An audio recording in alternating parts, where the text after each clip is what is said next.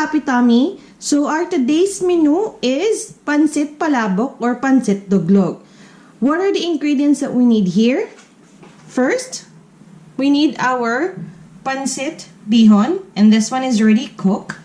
For our sauce, the ingredients that we need would be beef broth, our oil, fish sauce, our Annatto Powder, which is already dissolved, cornstarch, nade-dissolve na rin.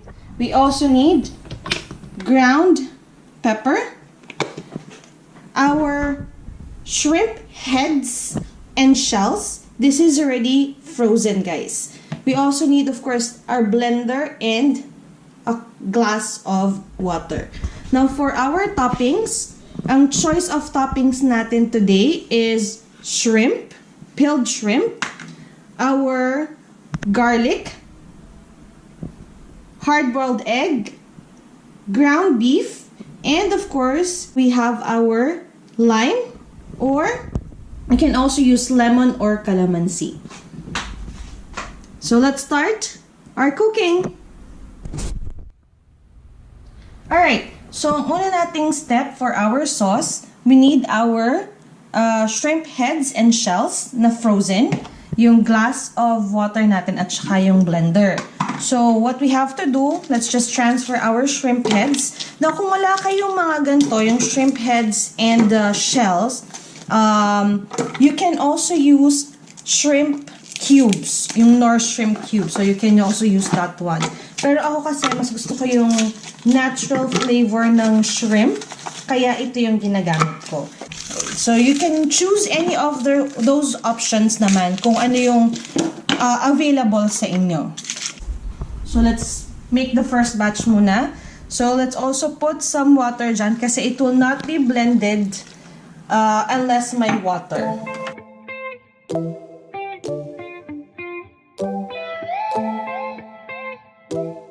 Okay, first batch na. So, mayroon ng space ang ating blender. So, we can put the next batch.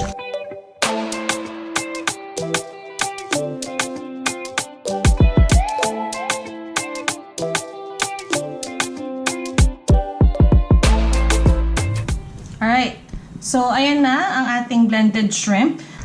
So let's set this aside and let's start with our sauce. So now, ang next step natin for our sauce, so we'll also put muna yung oil, okay? Our ground beef for our toppings.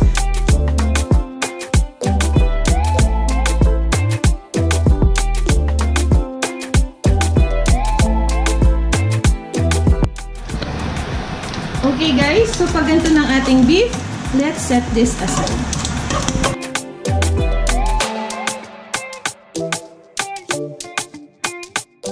So using the same pan, lagyan natin ulit ng konting oil and let's cook our shrimp naman.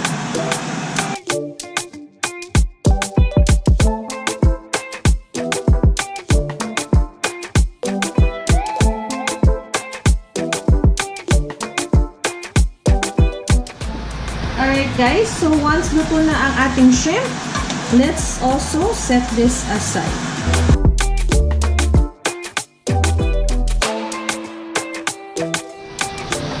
Okay, now using the same pan again, let's just add a little bit of oil ulit. Let's get our garlic, but you will only get about a tablespoon. And then we'll keep this aside. Next step, we need our fish sauce.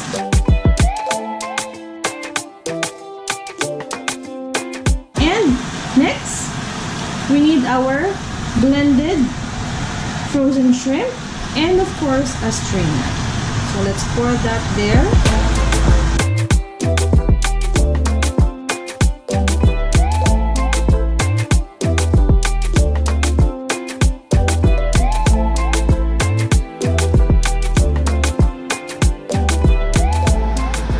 Alright, so now na-strain na natin ang ating blended shrimp. Okay, so next, after nito, lalagyan rin natin ang ating beef broth.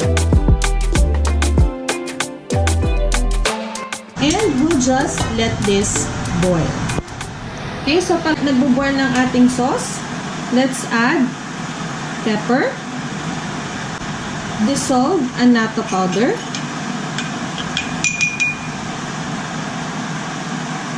and our dissolved cornstarch. So gradually adding it to our sauce.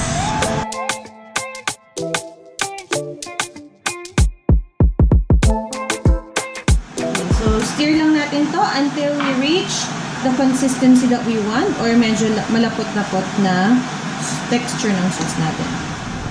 So yan, medyo malapot na siya. The best part is titikman na natin kung tama lang sa ating panlasa. Ngayon, kung gusto nyo dagdagan ng fish sauce, kung gusto nyo medyo mas maalat pa ng konti, pwede nyo dagdagan. Yun, saktong-sakto sa panlasa natin ng ating palabok sauce. So ngayon, turn off na natin ang ating stove and we can ready cook our garlic.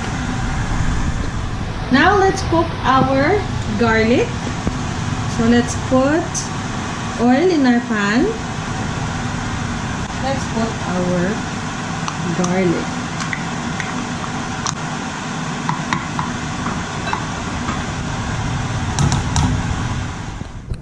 Okay guys, so here's our pancit now, our sauce, our toppings, and so now let's prepare our dish.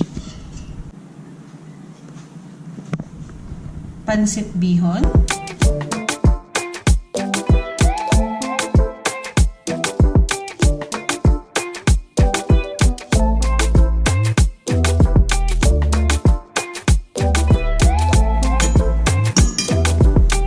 And lagyan natin siya ng ating sauce.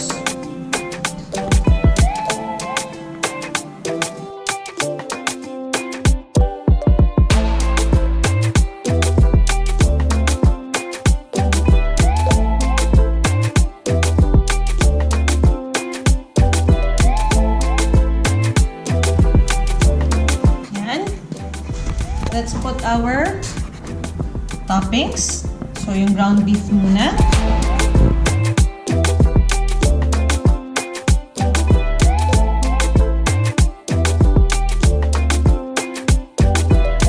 So, now yung shrimp natin.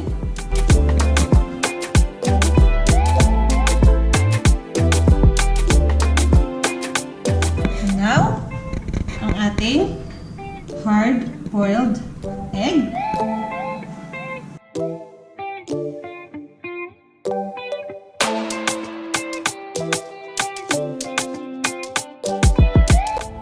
Okay, and tatap natin siya ng garlic.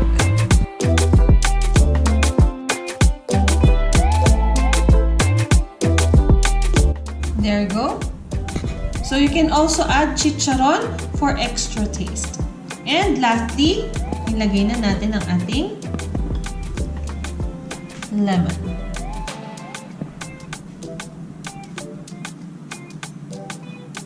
There you go. So here's our palabok. Happy tummy!